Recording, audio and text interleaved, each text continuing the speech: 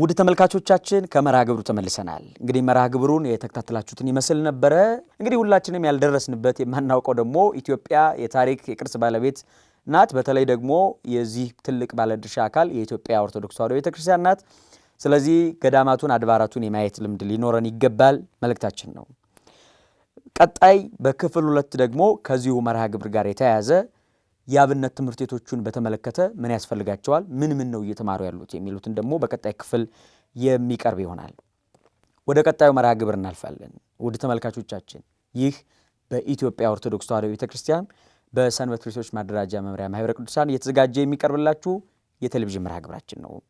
አብራችሁን ቆዩ። በድጋሚ ወደ ቀጣዩ መርሃ ግብራችን እናልፋለን። ቀጣዩ መርሃ ግብራችን አራቱም ወንጌል በአቡነ ገሪማ በእጃቸው የጻፉት ወንጌል አለ። እዚህ መጽሐፍ ላይ አንድ የቤተክርስቲያናችን መምህር ጥናታዊ ጽሑፍ ሰርተውበት ነበር በቅርብ ጊዜ። የዝግጅት ክፍላችን ይህንን ይዞላችሁ ቀርቧል። ከተሳቱ ቅዱሳት አንዱ የሆኑት አቡነ ገሪማ የጻፉት አራቱም ወንጌል ወደ መጽሐፍት አምዳችን እንሄዳለን። አብራችሁን ቆዩ። ወደ መርሃ ግብሩ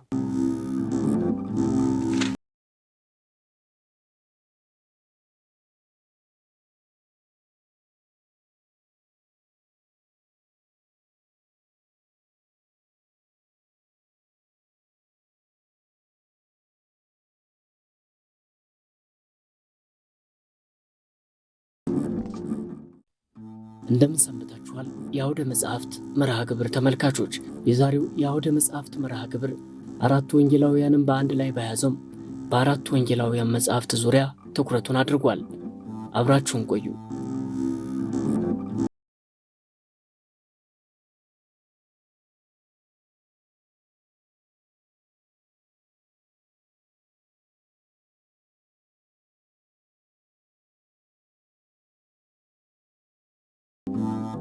ወደ ኢትዮጵያ የመጡት 9 ቅዱሳን በዘመናቸው በተለያዩ የሀገራችን ክፍሎች ወንጌልን ሲያስተምሩና ክርስትናንም ሲያስፋፉ ኖረዋል። ከነዚህ ቅዱሳን አባቶች መካከል አንዱ የሆኑት አባ ገሪማም ከአድዋ 5 ኪሎ ሜትር ርቀት ላይ አባ ገሪማ ገዳምን የገደሙና ጥንታዊ የሆነውን አራቱ ወንጌላውያን መጽሐፍን በእጃቸው የጻፉ ናቸው። የአባ ገሪማ ወንጌል እየተባለም ይጠራል። አባ ገሪማ ወንጌል ሲባል አባ ገሪማ የጻፉት ወይም የገለበጡት በዚያ ዘመን እንደተገለበጠ የተቀመጠ ማለት እንጂ አባ ገሪማ ልዩ ወንጌል ጽፏል ማለት አይደለም። ልዩ ወንጌል ጽፏል ማለት አይደለም። የማቴዎስ፣ የማርቆስ፣ የሉቃስና የዮሐንስ ወንጌል ነው እና እነዚህ አራቱ ወንጌላውያን ቅዱሳን ናቸው ይላል ራሱ ያ መጽሐፍ ማለት ነው። ቅዱሳን ናቸው፣ በቃላትም ደግሞ የተባበሩ ናቸው ይላል እና እነዚህ ናቸው አራቱ ወንጌላውያን የሚባሉት ማቴዎስ፣ ማርቆስ፣ ሉቃስና ዮሐንስ። ይህን ያነሳና እንግዲህ የሌሎቹ ወንጌል መጻፋቸው በልዩ ልዩ ቦታ ይናገራል። የአባ ገሪማው ወንጌል ግን ልዩ አድርጎ የሚናገረው አንድ ነገር አለ። ማርቆስን ያነሳና ማርቆስ እስክንድርያ እያለ ይላል። እስክንድርያ እያለ የማርቆስን ወንጌል እንዲጽፍ ደቀ መዛሙርት ጠየቁት ይላል። እንግዲህ ይሄ የሚያሳየው ወንጌል በአፍሪካ ተጽፏል ማለት ነው። ወንጌል በአፍሪካ ተጽፏል ማለት ነው። በአፍሪካ ምድር ወንጌል መጽሐፉን ያሳያል። ይሄ እስካሁን ድረስ ተነግሮም አይታወቅም በዓለም። የማርቆስ ወንጌል ተጻፈ የሚባለው አውሮፓ ውስጥ ነበረ። ግን የአባ ገሪማው ወንጌል የሚናገረው ምንድነው? ማርቆስ በእስክንድርያ እያለ ደቀ መዛሙርቱ ወንጌል እንዲጽፍላቸው ጠየቁት ይላል የአባ ገሪማው ወንጌል ማለት ነው። እና አንዱ እንግዲህ የማርቆስ ወንጌል ነው ማለት ነው። የማርቆስ ወንጌል እና የአባ ገሪማው ወንጌል ግን ይህንን ይናገር እንጂ የያዘው የማርቆስም ብቻ አይደለም። የማቴዎስም፣ የማርቆስም፣ የሉቃስም የዮሐንስም ወንጌል ነው። የአራቱ ወንጌል የተባበሩበትን ሁሉ ያስቀምጣል። አራቱ ወንጌላውያን የተባበሩበትን ሁሉ ያስቀምጣል። በስዕል ማለት ነው። በስዕል የተባበሩበትን ሁሉ የሚያስቀምጥ ወንጌል ነው ማለት ነው። ይሄ የአባ ገሪማው ወንጌል እና የአባ ገሪማ የተባለው ምንድን ነው? አባ ገሪማ በ6ኛው መቶ ክፍለ ዘመን ከተሳቱ ቅዱሳን አንዱ ናቸው። ተሳቱ ቅዱሳን እና አባ አፍሴ እና አባ አሌፍ እና አባ ጰንጠሌዎ እና አባ ሊቃኖስ እና አባ ገሪማ እና አባ አረጋዊ እነዚህ ናቸው። እና አባ አሌፍ ናቸው። እና አባ ጉባ እነዚህ ናቸው ተሳቱ ቅዱሳን የሚባሉት ማለት ነው። እነዚህ ቅዱሳን አክሱም አጠገብ አብያተ ክርስቲያናትን አሰርተዋል። ከአክሱም ወጣ እያሉ ነበረ የተስፋፉት መጀመሪያ። ከዚያ ደግሞ አባ ገሪማ ደግሞ ወደ ሄዱ ማለት ነው ወደ አድዋ። ያ አባ ገሪማ አድዋ ሲሄዱ እና አባ አሌፍም ሌላ ቦታ ሄደዋል። እና አባ ጴንጤሌዎን እና አባ ሊቃኖስ እዚሁ አክሱም አጠገብ ናቸው ያሉ ቤተክርስቲያናቸው መቼ ነው ያለው። ተስዓቱ ቅዱሳን አንደኛ ክርስትናን አስፋፍተዋል፣ ሁለተኛ መጽሐፍትን ተርጉመዋል። ከግሪክ ከሱርስት ከልዩ ልዩ ቋንቋዎች መጽሐፍትን ተርጉመዋል። ሁለተኛ ገዳማትን አስፋፍተዋል፣ ገዳማትን መስርተዋል። እና እነዚህ ከተረጎማቸው መጽሐፍት መካከል አንዱ ወንጌል ነው። ወንጌል በሰላማ ከሳቴ ብርሃን የተረጎመ ቢሆንም እነሱም ደግሞ እንደገና ተርጉመው ገልብጠው ጽፈው አስቀምጠውልናል ማለት ነው። ከነዚህ ከጸሐፊዎቹ መካከል ከተርጓሚዎቹ መካከል ማን ናቸው? እንግዲህ አንዱ አባ ገሪማ ናቸው ማለት ነው። አባ ገሪማ በቅዱስ ያሬድ ዘመን የነበሩ ናቸው። ቅዱስ ያሬድም በድጓው ቀስ ዘመደራ ይላቸዋል። የመደራው ቄስ እያለ ያነሳቸዋል። መደራ ማለት ያው የሚገኘው አባ ገሪማ ገዳም አካባቢ ያለው ቦታ ነው መደራ የሚባለው። የአራቱ ወንጌላውያን መጽሐፍ ጥንታዊ የዓለም ወንጌል፣ ጥንታዊ የኢትዮጵያ ቅርስ ተደርጎ ይወሰዳል። በአክሱም ዘመን የተጻፈም የመጀመሪያ የብራና መጽሐፍም ነው። አባ ገሪማ ያኔ እንደጻፉት እንግዲህ አሁን በኢትዮጵያ የብራና መጽሐፍ ታሪክ በዘመነ አክሱም ስንመለከት የድንጋይ ላይ ጽሑፍ ዘመን የሚባል ነበረ፣ በነ ኢዛና ሳይዛና በነ አብርሃ አጽብሃ ጊዜ። ግን በዘመነ አክሱም የተጻፈ የብራና መጽሐፍ አለን ወይ ተብሎ ቢጠይቅ አለን። ምስክሩ ማን ነው? የአባ ገሪማው። ብዙ ጊዜ በዚህ በውጩ ዓለም ሲጠና ከ13ኛው መቶ ክፍለ ዘመን በፊት የተጻፈ መጽሐፍ የለንም እየተባለ ነው የሚነገረው። ግን ይህ ስህተት ነው። በዘመነ አክሱም የተጻፈ የብራና መጽሐፍ እስካሁን ድረስ በአባ ገሪማ ገዳም ተቀምጦ ይገኛል ማለት ነው። ይህ ደግሞ ወንጌል አርባዕቱ ወንጌል ነው። ቋንቋ ራሱ የዘመነ አክሱም ግዕዝ መሆኑን ያስረዳል ማለት እና መጀመሪያው በ1920ዎቹ እና በ1960ዎቹ አካባቢ የስዕል ታሪክ ተመራማሪዎች ጎብኝተውት ነበረ። ግን ተጠንቶ ጥንታዊ ሆኖ መገኘቱና ጥንታዊ ወንጌል መኖሩ ግን አይታወቅም ነበር። ወንጌሉ እዚህ አለ እንግዲህ በግራኝም ዘመን ሳይጠፋ የተቀመጠ ወንጌል ነው። ግን እስከዚያ ድረስ አይታወቅም ነበር። በኢትዮጵያ እንኳን ማይክሮፊልም ሲሰራ የተደረጉ ማይክሮፊልም የተነሱት ማኑስክሪፕቶች እዚህ አካባቢ ናቸው፣ የሸዋ የወሎ አካባቢ ናቸው እንጂ እዚህ አልደረሰም ነበረ እና ግን መጽሐፉ ግን ተገኝቷል ማለት ነው። በዚህ ጥንታዊ ወንጌል ዙሪያ መምህር ደሴ ቀለብ ጥናት አድርገዋል። ጥናታቸውን መሰረት አድርገው የአባ ገሪማ ወንጌል ጥንታዊነትን ይናገራሉ። ሪሰርቹ ምንድን ነው የሚለው? ፊሎሎጂካል ፓሊዮግራፊካል ኤንድ ሂስቶሪካል አናሊሲስ ኦፍ ዘ ኦልደስት ኢላስትሬትድ ኢትዮፒክ ማኑስክሪፕት። ገዳሙ ድረስ እጄ ብራናውንም አገኘሁት እና በአጋጣሚ እዚያ ገዳም እጄ ብራናውን ካገኘሁት በኋላ ኖት እያያዝኩ በደንብ አነበኩት። በደንብ ኖት እያያዝኩ አነበኩት። ሳነበው ከኢንስክሪፕሽኖቹ ጋር ሳዛምደው ከአክሱም ዛና ጽሑፎች ድንጋይ ላይ ጽሑፎች ጋር ሳዛምደው ቋንቋውን ማለት ነው ቋንቋውን ከጥንታዊ ቋንቋዎች ጋር ሳነጻጽረው የያዘው የቋንቋ ፋይዳ በጣም ከፍተኛ ሆኖ አገኘሁት። ግዕዝን የፋሬንጃል ላሬንጃል የሚባሉ ድምፆች ተጽዕኖ ሳያደርጉበት እንደተጻፈ አገኘሁት። ከዚያ ባሻገር ደግሞ የሚገርመው ነገር የማርጂናል ኤቪደንሱ የህዳግ ማስታወሻዎቹ በጣም የሚገርሙ የሆኑ አገኘሁት። የህዳግ ማስታወሻዎቹ ማለት ከወንጌሉ ፊት ገጽና ከወንጌሉ ጀርባ የሚጻፉ ነገስታቱ የሚያጽፏቸው ጽሑፎች አሉ። እነዚያ አፄ ገብረ መስቀል ያጻፏቸው ጽሑፎች አሉ። እነሱን ሳያቸው ተጨማሪ ሂስቶሪካል ኤቪደንስ ናቸው። ለዘመኑ ለአክሱም ለወንጌል ብቻ ሳይሆን ለታሪክ ፋይዳ እንዳላቸው ተረዳው ማለት ነው። በዚያ ምክንያት ጥናቴን ልሰራ ቻልኩ። ከዚያ ኤምኤ ሁለተኛ ዲግሪ ላይ ሰራሁበት ማለት ነው። ሰራሁት። እንደገናም በሱም አልበቃኝም፣ ጆርናል ላይ እንዲወጣም አድርጌያለሁ። በጆርናል እንዲወጣ ጥናቱን አድርጌያለሁ። ከዚያ ባሻገር እንግሊዝ ሀገር ያሉ ተመራማሪዎች ካርቦን ዴቲንግ ሰሩበት። ካርቦን ዴቲንግ ሲሰሩበት ይሄ እውነት የአክሱም ዘመን ጽሑፍ ነው ብለው እነሱም መሰከሩ ማለት ነው። እነሱም መሰከሩ እና እኔ ቋንቋውን፣ ፓሊዮግራፊውን፣ ቅርጸ ፊደሉን ማለት ነው ቅርጸ ፊደሉና መጠነ ፊደሉን በማየት ቋንቋን በማየት ማርጂናል ኤቪደንሱን በማየት በመማረክ ነው ወደዚያ ጥናት የገባሁበት። ከዚያ በኋላ ገዳሙ ድረስ በመሄድ ጥናት ለማድረግ ችያለሁ ማለት ነው። እንግዲህ የኢትዮጵያ ጥናትና ምርምር ተቋም ዓመታዊ ጉባኤውን ሲያዘጋጅ ዓለም አቀፍ ምሁራን ነበሩ። እነ ፕሮፌሰር ፓውሎ ማራሲኒ፣ ፕሮፌሰር ባውዚ፣ እነ ፕሮፌሰር ኦሊግ ባሉበት እነዚህ ዓለም አቀፍ ምሁራን ናቸው። ኦሊግ ፓሊዮግራፈር ነው። ፓውዚ ፊሎሎጂስት ነው፣ ፓውሎ ማራሲኒም ፊሎሎጂስት ነው። እነሱ ባሉበት አቅርቤያለሁ። እነሱም ጥሩ ፋይንዲንግ እንደሆነ በጣም ደስ እንዳላቸው ገልጸውልኛል። ጥሩ ፋይንዲንግ እንደሆነ ጥያቄ አንስተው ነበረ። ለጥያቄው ፓሊዮግራፈሩ ራሱ ኡሊግ ነበረ፣ ፕሮፌሰር ኡሊግ። ያንን በማስረዳቴ ደስ አለው እና ይሄ በመሆኑ እያመኑ መጡ። እንደገና እኔም በተደጋጋሚ ለማቅረብ ሞከርኩ፣ እነሱም አመኑበት ማለት ነው። መጀመሪያ ግን ኤምኤልኤ ሲሰራ አዲስ ነገር ነበረ።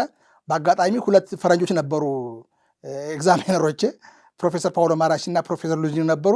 እነሱ እንግዳ ነገር ነው የሆነባቸው። ግን ያው ተማመነ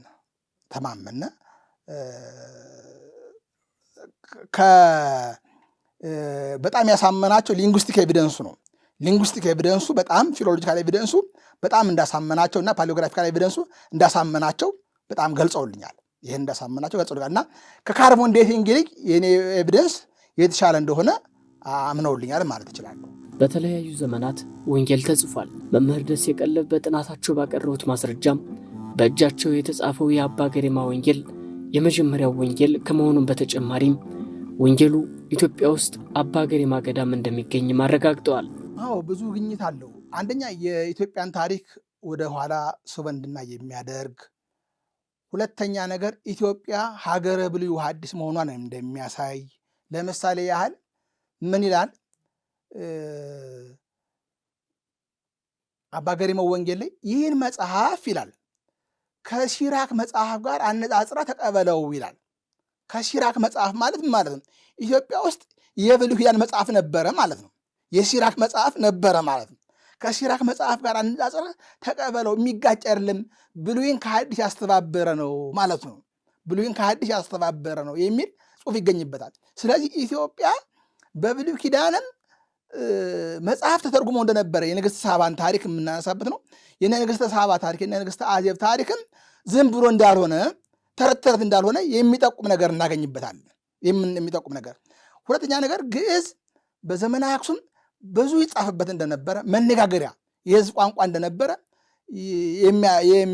የሚያስረዳ መረጃዎች ይገኙበታል ማለት ነው። ሌላው ፓሊዮግራፊው፣ የኢትዮጵያ ፓሊዮግራፊ ኡሊግ ራሱ እስከ 13ኛው ክፍለ ዘመን ጀምሮ ነበረ ኡሊግ ራሱ ፓሊዮግራፊ የጻፈው። ግን የእሱንም ስራ አሻሻል ነው ማለት ነው። ፓሊዮግራፊው ከ13ኛው ክፍለ ዘመን ጀምሮ የነበረውን ወደ አክሱም ዘመን ፓሊዮግራፊ እንደሚጀምር ተረዳ ማለት ነው። እንደገና ደግሞ ሂስትሪውም ደግሞ ወደ አክሱም ዘመን ሂዶ እንደሚያስረዳ ይጀምራል ማለት ነው። ለምሳሌ አነ ገብረ መስቀል ይላል። አነ ገብረ መስቀል ወሀብኩ አዶ ወሾ ለቤተ ቂርቆስ ይላል።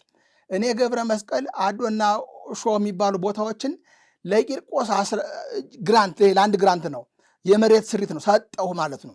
እና ምንድን ነው የአፄ ገብረ መስቀል ዘመን ታሪክ እንደነበረ ነው ያስረዳናል። ስለዚህ የአፄ ገብረ መስቀል ዘመን ታሪክ ተጽፎ እናገኘዋለን ማለት ነው። ከዚያ በኋላ ያሉትንም የነ አርማህ ለምሳሌ አነ አርማህ ንጉሥ አነጽክዋ ለቤተ ማርያም ዘሐምዛት ይላል። እኔ አርማህ የተባልኩ ንጉሥ ቤተ ማርያምን ሰራኋት አነጽኳት ይላል። አሁን አርማህ ሰልሟል የሚሉ ሰዎች አሉ። ይህ ስህተት መሆኑን ያስረዳናል። እኔ ራሴ አርማህ የተባልኩ ንጉሥ ቤተ ማርያምን አሰራኋት ይላል። እና ምንድን ነው ወንጌል ብቻ ሳይሆን የያዘው የነገስታቱን በድሮ ዘመን ነገስታቱ ታሪካቸውን የሚያስቀምጡት በወንጌል ነው። ከነ ገብረ መስቀል በኋላ በነ ዘርዓ ያዕቆብ ዘመንም በነ በእደ ማርያም ዘመንም በልዩ ልዩ ዘመንም ወንጌልን የሚያጽፉት ለምንድን ነው? ወንጌል በቤተ ክርስቲያን ልዩ ክብር አለው። ወንጌል የሚያጽፉት ለምንድን ነው? ወንጌል አንድ ገጽ ያተርፉና ሁለት ገጽ ብራና ያተርፉና ያጽፋሉ ታሪካቸውን፣ የመሬት ስርታቸውን ወይም ለአንድ ግራንታቸውን ያጽፋሉ። ያን የሚያጽፉት ምንድን ነው? ወንጌል ክብር አለው በቤተ ክርስቲያን። ወንጌል ሲነበብ ቁመን ነው የምንሰማው። እንደገና እንሳለመዋለን። ጧፍ እየበራ ነው፣ ጥላ እየተዘረጋ ነው። ወንጌል በቤተክርስቲያን ልዩ ክብር አለው። ሲቀመጥም ከወንጌል በላይ መጽሐፍ አይቀመጥም። ስንክሳርም ቢሆን ከወንጌል በላይ አይቀመጥም። ወንጌል ነው በላይ የሚቀመጠው። ከዚያ ባሻገር ወንጌልን ምን ያደርጉታል? ነገስታቱ በወርቅ እንዲለበጥ ያደርጉታል። በድሮ ዘመን ጎልድ ፕሌትር ነው፣ ሲልቨር ፕሌትር ነው፣ በወርቅ በብር እንዲለበጥ ያደርጋሉ ወንጌል። ስለዚህ ወንጌል ላይ ያንን ለአንድ ግራንት ታሪክ ስለሚያስቀምጡ ያ የወንጌል መቀመጡ ታሪክ መቀመጡ ለኢትዮጵያ ታሪክ መነሻ ነው ማለት ነው። ለኢትዮጵያ ታሪክ ጥናት ያ ወንጌል መነሻ ነው ማለት ነው። ስለዚህ የኢትዮጵያን ታሪክ ለማጥናት ወደ አባ ገሪማ ወንጌልም ሊሄድ ነው ማለት ነው። ከዚያ ባሻገር የዓለም አቀፍ የሆነውን የወንጌል ታሪክ በብራና ነበር እንግዲህ በዓለም ታሪክ የምናውቀው። ዓለም አቀፍ የሆነውን የወንጌል ታሪክ ለማጥናት ግዴታ ወደ አባ ገሪማ ገዳም መምጣት ያስፈልጋል ማለት ነው። ምክንያቱም ከአባ ገሪማ ወንጌል የቀደመ ያንን እንደተጻፈ እስካሁን የቆየ ወንጌል አናገኝም። በዓለም ላይ ግልባጭ ነው የምናገኘው።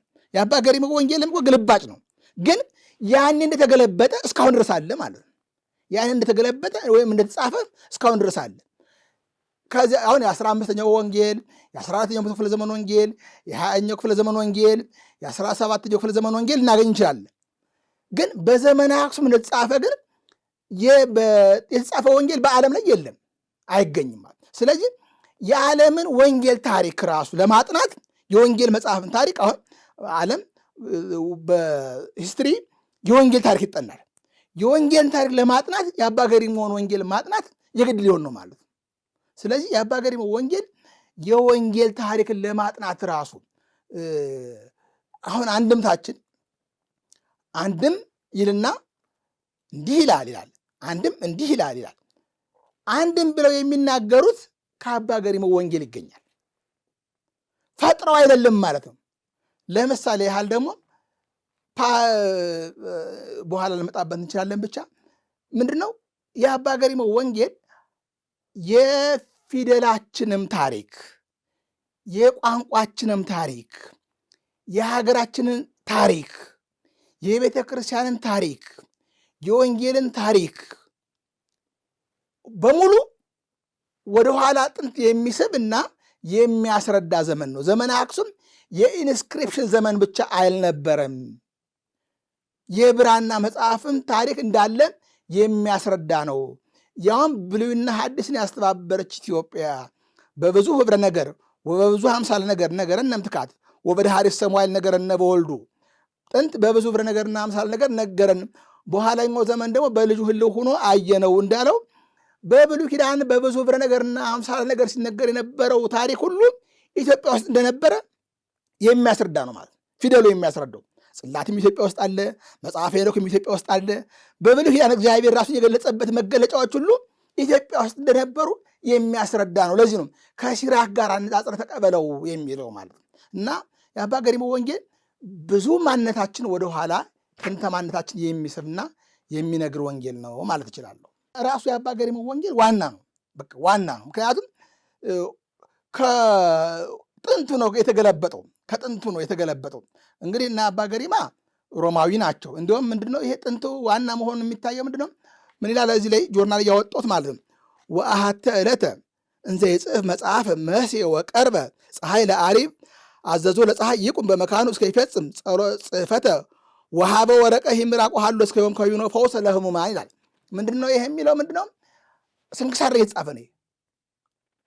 አባ ገሪማ አንድ ቀን ወንጌልን ለመጻፍ ይላል ሲዘጋጅ እያለ እየጻፈ እያለ ፀሐይ ልጠለቅበት ሆነ። ፀሐይን አቆማት ይላል ስንክሳሩ። ፀሐይን አቆማትና እስከ ይፈጽም ይላል ጽሕፈቱን እስከ ይፈጽም እስከሚፈጽም ድረስ አቆማት ፀሐይን ይላል ስንክሳሩ ላይ ማለት። ከዚያ በኋላ ጻፈ ጨረሰው ይላል እና ዋና ነው ማለት ነው። እና ምንድነው እንዲሁም ምንድነው የሚለው ወሀበ ወረቀ ምራቆ ይላል። ምራቁን ተፋለ ሲጽፍሮ እና ምራቁን የተፋበት ቦታ ዛሬ ለህሙማን ፈወሱ ነው ይገኛል። አባ ገሪማ ገዳም እምባ ምራቅ ይባላል ቦታው። ያ ቦታ ማለት እምባ ምራቅ ይባላል። አሁን ድረስ ይገኛል ቦታው ስሙ አባ ገሪማ ምራቁን የተፋበት ቦታ ማለት እና ከዚያ የምራቅ አምባ ማለት ነው ፈውሱ ነው ለምዕመናን ፈውሱ ነው የሚገኝበት ቦታ ነው። እና አባ ገሪማ የጻፈው ዋና መሆኑን የሚያሳየው የአባ ገሪማውን ወንጌል ለይቶ ለመጻፍ በተነሳ ጊዜ እስኪመሽ ድረስ እንደዚህ ያደረገ ይላል። እና የአባ ገሪማ ወንጌል ዋናው ነው ማለት ነው። በአባ ገሪማ የተጻፈው የአራቱ ወንጌላውያን መጽሐፍ ከሌሎቹ የወንጌል መጽሐፍት የተለየ የሚያደርገውን ተጨማሪ ነጥብም አንስተዋል መምህር ደሴ ቀለብ። በሶስት ነገር ይለያል። አንደኛው በፓሊዮግራፊው ማለት ነው። ፓሊዮግራፊው ማለት ቅርጸ ፊደል ነው እና መጠነ ፊደል የሚባል ነው። እዚህ ላይ ፓሊዮግራፊውን ዘርዝሬዋለሁ። እዚህ ጆርናል ላይ ማለት ነው። የማህበረ ቅዱሳን የመጀመሪያው ጆርናል ላይ አውጥቼዋለሁ። እዚህም አውጥቼዋለሁ። በኢትዮጵያ ጥናትና ምርምር ተቋምም ዓመታዊ ጉባኤ ላይ አውጥቼዋለሁ፣ አቅርቤዋለሁ ማለት እና ፓሊዮግራፊው በጣም የሚለይ ነው። ራሱን የቻለ ጥናት የሚፈልግ ነው። የእያንዳንዱን ፊደል ቅርጽ ምን ይመስላል የሚለው በሰንጠረዥ ነው። ፊደሉ በአባ ገሪማ ወንጌል በኋላ በ13ኛው መቶ ክፍለ ዘመን፣ በ14ኛው መቶ ክፍለ ዘመን፣ በ15ኛው መቶ ክፍለ ዘመን ምን ይመስላል የሚለው ይሄ ሰንጠረዡ የሚያሳየው ማለት ነው እና በጣም ልዩ እንደ ስዕል ነው ፊደሉን ቅርጽ የሚያሳዩት እና ለምሳሌ ሲጻፍ እንደ መንሻፈፍ ያለ ይመስላል፣ ግን ነው ን3 ነው የምትመስለው፣ ን3 ትመስላለች።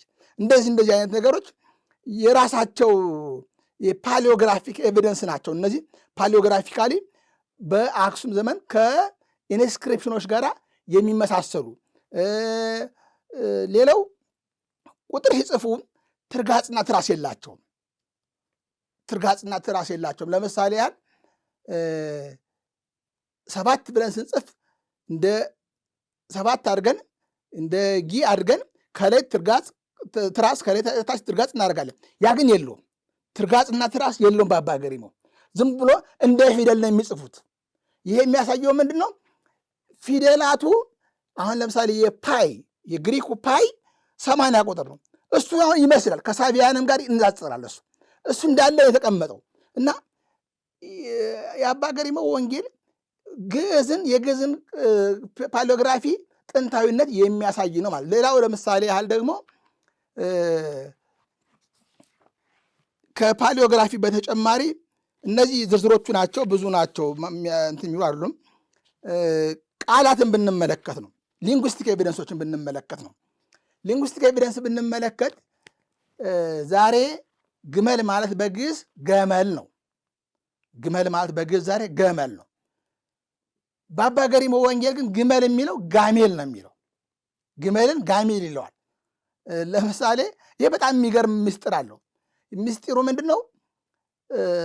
ጸጉረ ጋሜል ይላል። ዮሐንስ መጥምቁ የግመል ጸጉር ነበረ የሚለብሰው ይላል። ጸጉረ ጋሜል ይላል። የአባ ገሪማው ጋሜል ይለዋል። ጋሜል ማለት አሌፍ ቤት ጋሜል የሚላል የፊደል ስም አለ። ይህ የፊደሉ ስም ከግመል ጋር መገናኘቱ ከጋሜል ጋር መገናኘቱ ፊደላችን ፒክቶግራፊክ ነበረ ማለት ነው። ፊደላችን ፒክቶግራፊክ እንደነበረ የሚያስረዳ ነው ማለት ነው። ፒክቶግራፊክ እንደነበረ የሚያስረዳ ነው። ይህንን በኋላ ደግሞ ዘመን አናገኘውም። በአባ ገሪማ ወንጌል ግን እናገኘዋለን።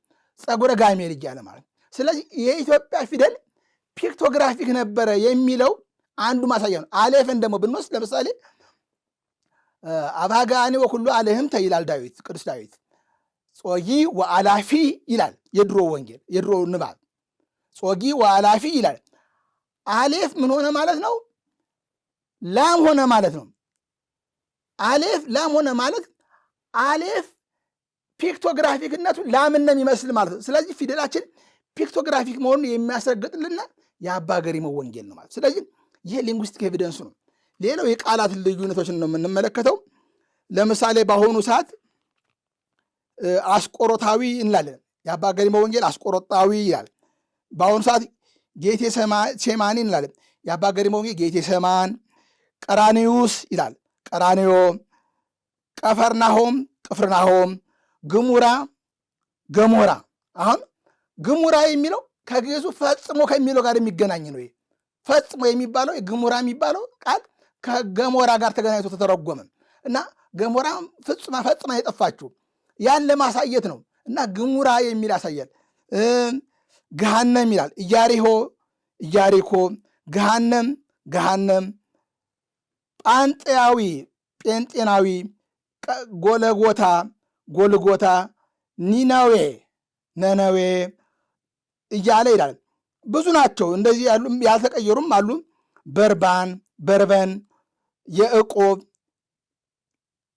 እልፊዮስ፣ ማሪቆስ። አሁን ማርቆስ ነው የምንለው፣ ያ ግን ማሪቆስ ይላል። ያልተቀየሩ አሉ እንዳለ የተወሰዱ። ሌላው በንዑስ አንቀጽ ኢንፊኒቲቭ የሆኑ ለምሳሌ ምሂር፣ ፐርፌክቲቭ የሆኑ ደግሞ እንደ ፓስቴንስ ያለው ማለት ነው። ባህለ ይልና አሁን ብህለ ነው የሚለው። ይሄ ምንድነው? ብህለ ባህለ የተባለው በአሁኑ ሰዓት ይህን የጉሮሮ ድምፆችን የፋሪንጃልና ላሪንጃል የማንቁርትና የጉሮሮ ድምፆችን በአሁኑ ሰዓት አንላቸውም። ስለማንላቸው አሁን 3ቱ 20 አያስፈልጉም፣ አንዱ 20 ይበቃል ይባላል። ግን በአባ ገሪማ ወንጌል ጠንቅቆ ለምን እንደሚያስፈልጉ በድምፃቸው የተጻፉ ድምፃቸው ማብሮ ተጽፏል ማለት ነው። ድምፃቸው ማብሮ ተጽፏል ማለት ነው። ለዚህ ነው ኢንፊኒቲቭም ኢምፐርፌክቲቭም እንዳለ የተቀመጠው ማለት ነው። ተመሃረ ይላል፣ ተምህረ ነው የሚለው ዛሬ ግን ለምንድን ነው ይህንን ወደ ፋሪንጃሉ መናገር ስለማንችል ላሪንጃሉ መናገር ስለማንችል እንቀይረዋለን እኛ ማለት ነው። ይገንይ ይገኒ፣ ገኒይ ገነዮት፣ ገንይ፣ ሰትዮ ሰትዮ፣ ወድቆ ወዲቆ፣ ሀቤ ፕሪፖዚሽን ደግሞ የምንላቸው መስተዋድድ የምንላቸው ለምሳሌ ሀቤ ነው የሚለው የድሮ። የአሁኑ ደግሞ ሀበ ነው የሚለው። የአባ ገሪማው ግን ሀቤ ይላል። ይሄ ምንድነው?